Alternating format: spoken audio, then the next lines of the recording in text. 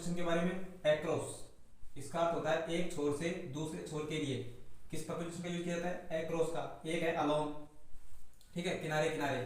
फिर है हमारे पास केम एक्रॉस, अर्थात अचानक सामने आना। फिर है अबोव प्रपोजिशन, जिसका उपयोग किया जाता है तापमान स्तर बढ़ता हुआ हो उसके लिए। और एक होता है बिलो, जब तापमान का स्तर क्या हो? घटता हुआ हो, ठीक है। और एक हमारे पास टू प्रपोजिशन। तो देखिएगा शुरुआत में दूसरा जो हमारा प्रपोजिशन है उसका नाम है एक्रॉस प्रपोजिशन। उसका उपयोग किया जाता है एक छोर से दूसरे छोर तक, ठीक है। तो एग्जांपल के माध्यम से समझते हैं हम। एक होता है अलोंग, जो इसका यूज किया जाता है किनारे किनारे। तो देखिएगा, beautiful trees are growing along the river, अर्थात जो सुंदर जो पेड़ है, ठीक है, वो कहाँ पे उगाए जा रहे हैं? तो जो हमारे पास नदी है उसके किनारे किनारे। कहाँ पे? उसके किनारे किनारे लगाए जाएंगे पेड़, ठीक है। तो किनारे किनारे के भाव को दर्शाने के लिए किसका उपयोग किया जाता है? अलोंग प्रपोजिशन का। किसका? अलोंग प्रपोजिशन का। वहीं पर देखिए दूसरा उदाहरण है, a bridge is being built across the river, अर्थात एक ब्रिज, एक ब्रिज का मतलब होता है पुल, एक पुल, ठीक है, बनाया जा रहा है। बीइंग मतलब बनाया जा रहा है, बिल्ट, तो being built across the river, अर्थात एक जो नदी है उस नदी पर क्या बनाया जा रहा है? एक पुल बनाया जा रहा है एक छोर से दूसरे छोर के लिए। इसके लिए एक छोर से दूसरे छोर के लिए, तो उसके लिए हम किस प्रपोजिशन का यूज करेंगे? एक्रॉस। किसका? एक्रॉस का। ध्यान रखना है, एक्रॉस प्रपोजिशन का यूज एक छोर से दूसरे छोर के लिए किया जाता है, और अलोंग प्रपोजिशन का यूज किनारे किनारे के भाव को दर्शाने के लिए किया जाता है, ठीक है। अब देखिए, यदि केम अक्रॉस, केम अक्रॉस का अर्थ होता है अचानक सामने आना, ठीक है। तो इसको जरा समझिएगा कि I came across an old friend yesterday. I का मतलब मैं, ठीक है।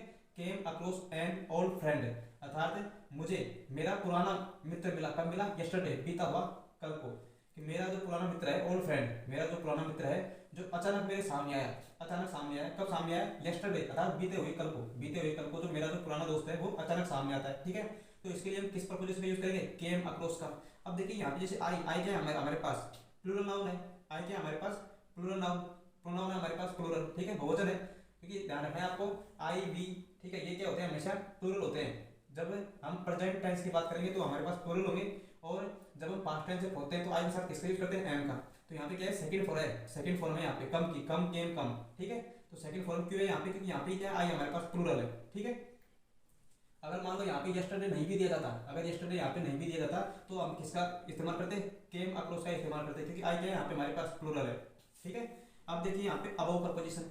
अबव प्रपोजिशन है तापमान स्तर का बढ़ता हुआ, जब तापमान स्तर हो तो बढ़ता हुआ हो, ठीक है। तो उसके लिए हम अबव प्रपोजिशन का उपयोग करते हैं। जैसे एग्जांपल के माध्यम से समझिएगा, the river is flowing above below the danger marks, ठीक है, कि जो नदी है वो बह रही है, ठीक है। अब यहाँ पे अबव और बिलो, दोनों में से कोई सा भी आ सकता है ऑप्शन में, आपको एक देगा ऑप्शन में, ठीक है। द डेंजरस मार्क्स, जो खतरे का जो निशान है, यदि उससे खतरे के निशान से यदि ऊपर बह रही हो, खतरे के निशान से यदि ऊपर बह रही हो नदी, तो उसके लिए तो किसका इस्तेमाल करेंगे हम? अबोव का, ठीक है। और यदि खतरे के निशान से नीचे की तरफ बह रही है आपकी जो नदी है, ठीक है, तो हम किसके लिए इस्तेमाल करेंगे यहाँ पे? बिलो का। तो ऑप्शन में आपको यहाँ पे दोनों में से एक देगा। यदि आपको यहाँ पे प्रतिशत दे दिया जाए, ठीक है, कि भाई खतरे के निशान से नीचे बह रही है, तो उसके लिए हम बिलो का इस्तेमाल करेंगे, और ऊपर दे दिया जाए तो अबोव का। दूसरा उदाहरण हमारे पास, सी गॉट अबोव 80% मार्क्स, ठीक है, तो वह प्राप्त करती है कितने? 80% मार्क। अब यहाँ पे 80% से ऊपर, 80% से ऊपर मार्क्स जो नंबर है जो प्राप्त कर रही है, तो इसके लिए हमने क्या किया? हमने यहाँ पे अबोव प्रपोजिशन का यूज किया है, ठीक है। और इंपॉर्टेंट बात यहाँ पे ये है, यदि आपको यहाँ पे प्रतिशत नहीं दिया जाता, यदि यहाँ पे आपको प्रतिशत नहीं दिया जाता, तो ध्यान रखना है आप ओवर प्रपोजिशन का यूज करते हैं। किसका? ओवर का, जो हम आगे पढ़ेंगे, ठीक है।